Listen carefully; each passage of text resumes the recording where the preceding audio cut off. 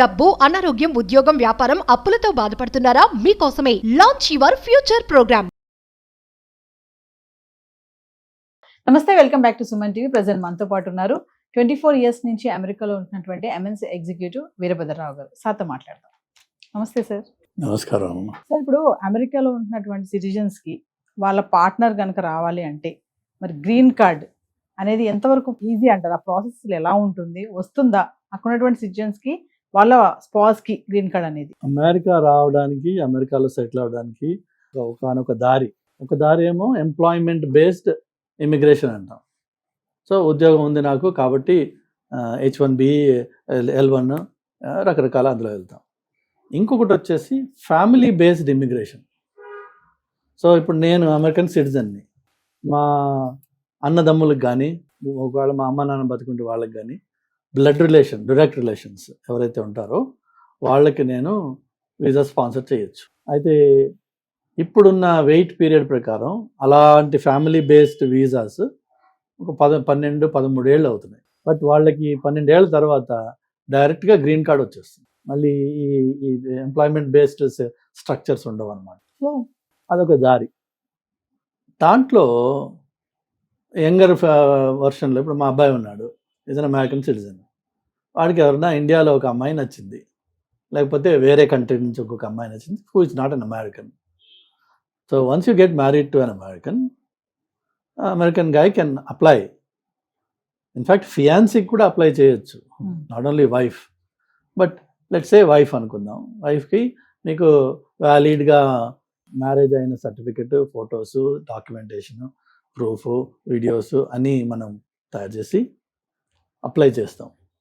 చేసినప్పుడు వాళ్ళకి again first వాళ్ళకి ఇచ్చేది ఏంటంటే గ్రీన్ కార్డ్. సో ఈ మ్యారేజ్ ద్వారా వెళ్ళినందుకు వాళ్ళకి వచ్చిన గ్రీన్ కార్డు 3 ఏళ్ల వరకు వాళ్ళ దగ్గర ఉన్నట్టయితే, వాళ్ళ స్టేటస్ మెయింటైన్ చేసుకుంటే 3 ఏళ్ల తర్వాత ఈ మ్యారీడ్ వ్యక్తి వాళ్ళు సిటిజన్షిప్కి అప్లై చేసుకోవచ్చు.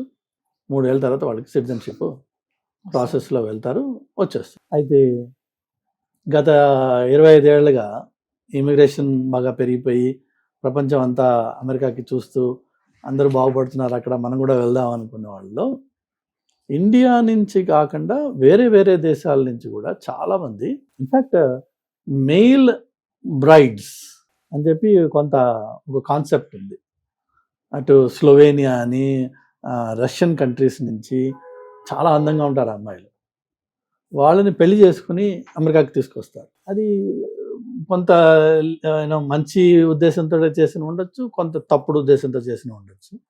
బట్ నెవర్ ద లెస్ పెళ్ళి అనే ఒక పేరు మీద ఒక వ్యక్తిని తీసుకురావడం జరుగుతుంది. అది మగవాడు ఆడదానో, ఆడది మగవాడినో, మొత్తానికి స్పౌస్ తీసుకురావడం జరుగుతుంది.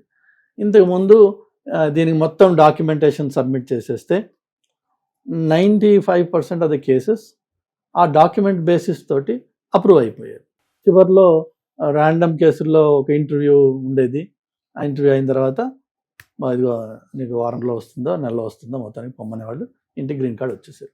ఇప్పుడు ఉన్న పరిస్థితులు ఎలా ఉందంటే, ఇది ఆటోమేటిక్గా వీళ్ళు ఏదో పెళ్లి చేసుకుని వచ్చి అప్లై చేసినంత మాత్రాన నువ్వు వాళ్ళని ఆ కాగితాల బేసిస్ తోటే నమ్మేసి వాళ్ళకి గ్రీన్ కార్డ్ ఇవ్వాల్సిన అవసరం లేదు. ఆపండి.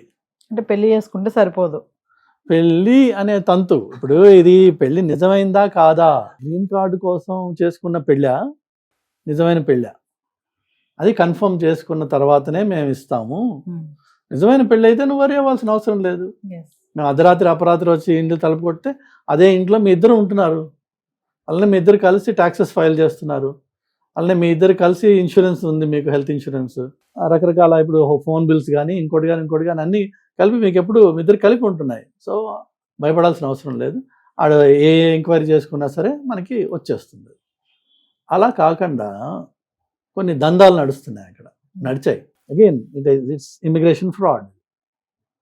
సో ఒకవేళ ఫ్రాడ్యులెంట్గా వీళ్ళిద్దరు కలిసి ఏ అర్ధరాత్రిలో వాడు వచ్చి తలుపు కొట్టాడండి, వైఫ్ అండ్ హస్బెండ్ అని చెప్పిన చోట ఒకే వ్యక్తి ఉన్నారనుకుందాం. ఇన్ఫాక్ట్ నేను చూశాను ఒక కేసులోను, హస్బెండ్ బయటకు వెళ్ళాడు, నేను ఒకదానే ఉన్నాను ఇంట్లో అని.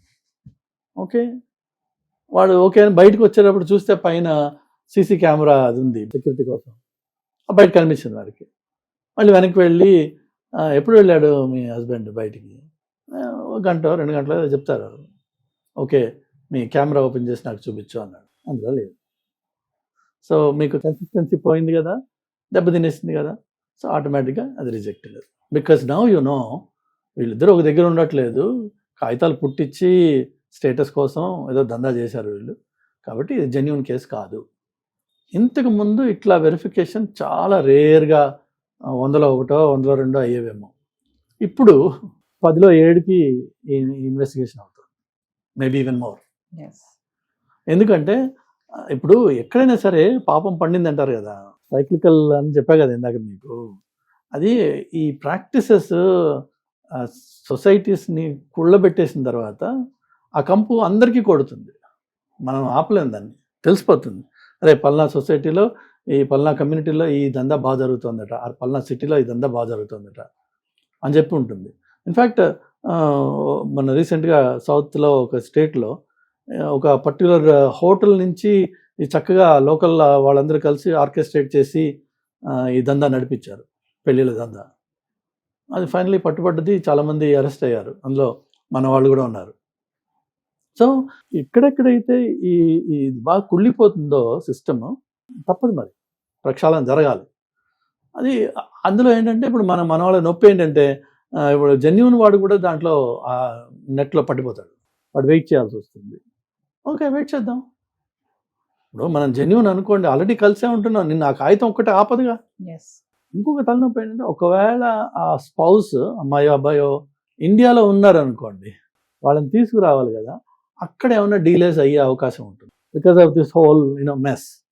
తప్ప రిజెక్ట్ చేయరు. అంటే ఇప్పుడు ఏదో ర్యాండమ్గా రీజన్ లేకుండా బేస్లెస్గా రిజెక్ట్ చేయరు కూడా. ఏదో ఒక బేసిస్ ఉంటుంది ఒకటి. మన డాక్యుమెంటేషన్ ఇన్యాక్యురేట్ అనుకోండి, ఆటోమేటిక్గా మనదే తప్పది, డాక్యుమెంటేషన్ సరిగ్గా చేయలేదు. డాక్యుమెంటేషన్ సరిగ్గా చేయండి, మంచి లాయర్ని ఎంగేజ్ చేయండి, అన్నీ క్లియర్గా వాడు అడిగిన దానికంటే ఎక్కువ ప్రూఫ్లు వాళ్ళకి ఇవ్వండి. వాడు అర్ధరాత్రి వస్తానంటాడు, అపరాత్రి వస్తానంటాడు, వెరిఫై చేస్తానంటాడు. వాళ్ళు చుట్టుపక్కల వాళ్ళకు కూడా వచ్చి అడుగుతున్నారు. వాళ్ళు ఏరియా, మనం ఉండే రెసిడెన్షియల్ ఏరియాలో వాళ్ళు ఇన్వెస్టిగేట్ చేస్తున్నారు అనమాట, వీళ్ళిద్దరు కలిసే ఉంటున్నారా లేదా అన్న విషయం. సో ఆ స్క్రూటినీకి మనం నిలబడినైతే సరిపోతుంది. మన దగ్గర లోటు లేకపోతే ప్రాసెస్ ఆగదు. మంది చెడు కేసు అయితే అనుమానపడాల్సిన అవసరాలు ఉన్నాయి.